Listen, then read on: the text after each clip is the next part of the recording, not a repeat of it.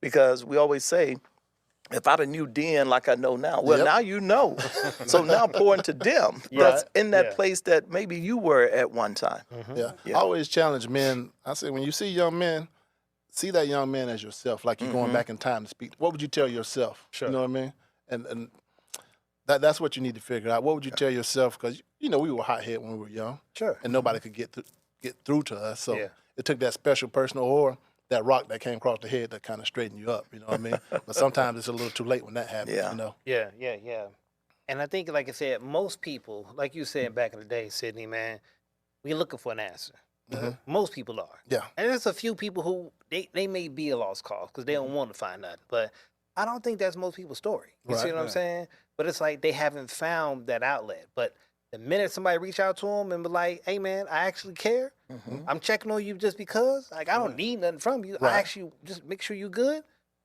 Hey, man, that'll stir something right here, even in the hardest thug. You know, be like, did nobody else do that before? This is different. And I like that feeling. I like that. Yeah. And I'm cool with changing a little bit more because that changed a little bit of me. It chipped off that little rock I had on the shoulder a little bit. And I like that feeling. Okay. Let's keep that going. Yeah. I pass out my business card, just to comment on what you're saying or go along with what you're saying. I pass out my business card to a lot of youth. And I always tell them, if you find yourself angry, call me so I can carry that burden with you. Yeah. You know what I mean? Like that. That's dope. Call me. I don't care what time it is. Just call me. I'll stay on the phone with you or I'll come to you. Yeah. You just tell me what you need and I got you. You know what I mean? And I think that brings up another thing, and I'm sort of get back to these questions in a minute, but it's going too good for me not to touch this part. This thing we're talking about, you got to get uncomfortable with it. Oh, yeah, most definitely. This isn't in your comfort zone where you're trying to help make this world better by checking on other people when it's convenient for you. Yeah, that doesn't work, man. It don't work. It does because not sometimes work. I don't feel like sending the text. Sometimes I don't feel like doing the call or staying on the phone this long time and talking through some things. But guess what? It's not about me. Right. It's about us. Yeah. And if I want us to be better, well, I got to get out of my comfort zone to do that. You know what I'm saying? And if I don't do that, what happens to the other person? Right. And when you really be a Christian like you're supposed to be, those two great commandments, love God, all your heart, all your soul, all your might, and then love somebody else as you love yourself. Right. So this is you doing those two great commandments right there. You Right. see what I'm saying? And if you're saying, okay, I can give of myself, even to the point where I'm uncomfortable, to make sure this other man's good, I'm in the pocket where I'm supposed to be. Right. This is ministry. Yeah. You know what I'm saying? I agree.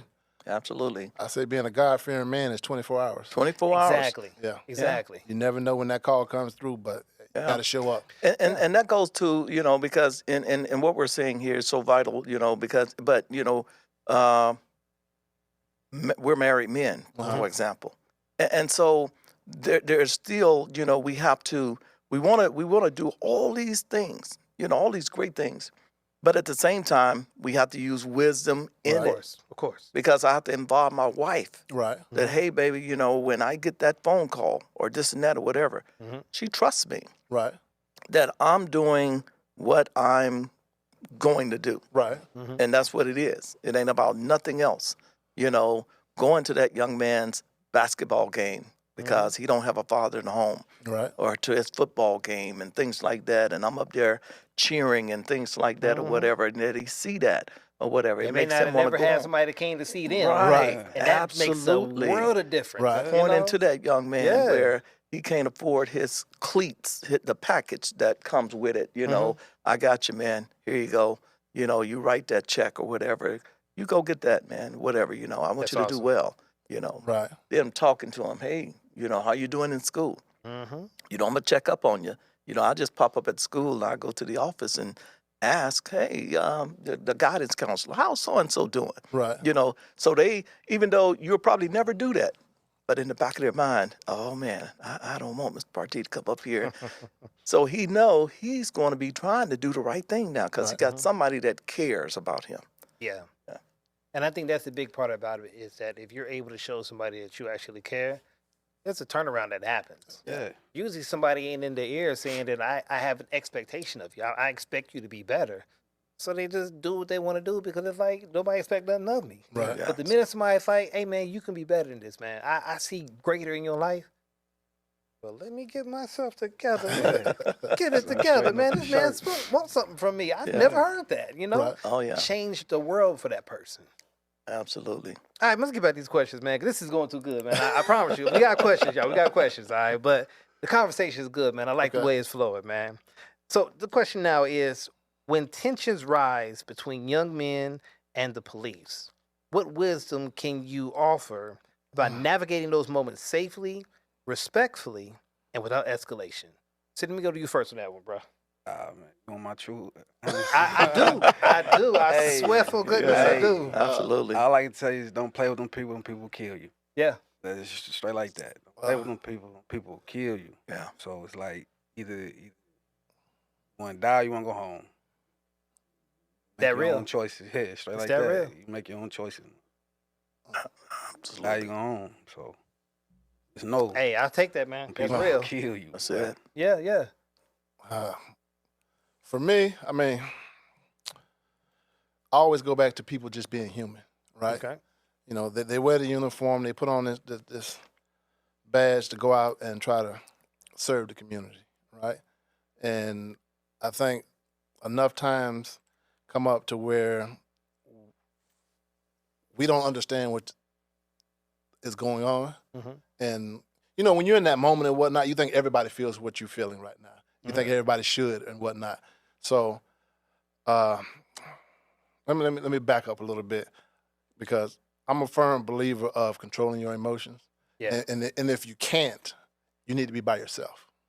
You know what I mean? Like that movie, The Incredible Hulk, where he turns green and all that there. Yeah. I think that's a lot of true statement in those movies. You know what I mean? Okay. Because at the end of the day, you have to control your attitude, right? Definitely. Despite the uniform that you meet, Mhm.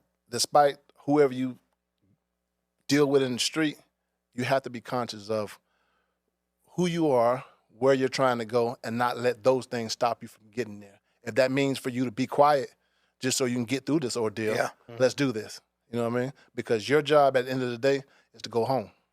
Not to cut you off, but it seems like when you quiet, they get more angry. Well, I mean, you're fighting a losing battle on the street. Yeah. You know what I mean?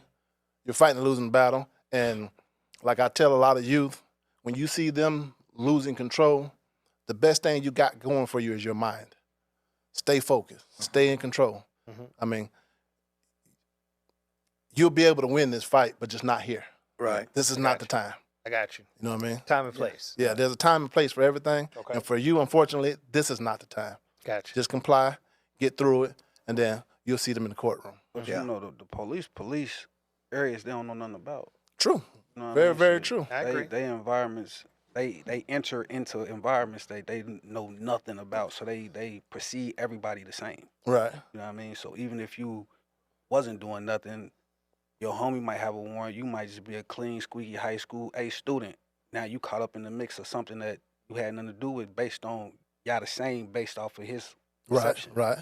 And So, like, I try to tell youth, man, to hang out with people that are trying to go in the same direction you're going. You know what I mean? that's hard to find. Yeah. Because if you're an athlete, you should be practicing somewhere in the gym, studying, et cetera, et cetera.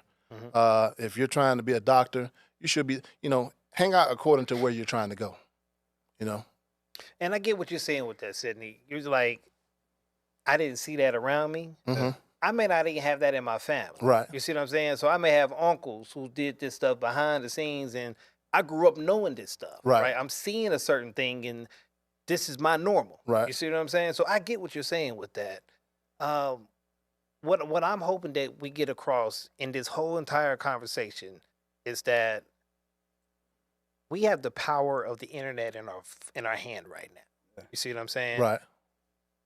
You have the opportunity to see how this played out for other people because of decisions they made. The reality is you could be on the bad end of that thing or the good end of that thing. A lot of them We think all they can do got it choices better. to make. You see what I'm saying? And we can choose to stay ignorant about it, or we can choose to say, I want to learn a different way. Yeah. And just going in my own personal bag with this thing, the neighborhood I grew up in, either you was in the gang or you could fight so you could walk up and down the street. Right. What I took from that environment was I don't want my kids to grow up the same way. Yeah. So I want my kids to be as tough as I am, Right. but not learn it the same way I did. But I got to put them somewhere where that's not the norm for them. Mm-hmm. So I had to make adjustments. I Right. had to stay in school, learn what I'm supposed to, because I was like, I don't want this life for them. But I'm picking this up as a shorty. Right. You see what I'm saying? I'm seeing this because I'm like, yeah, I don't like this. I don't like this at all.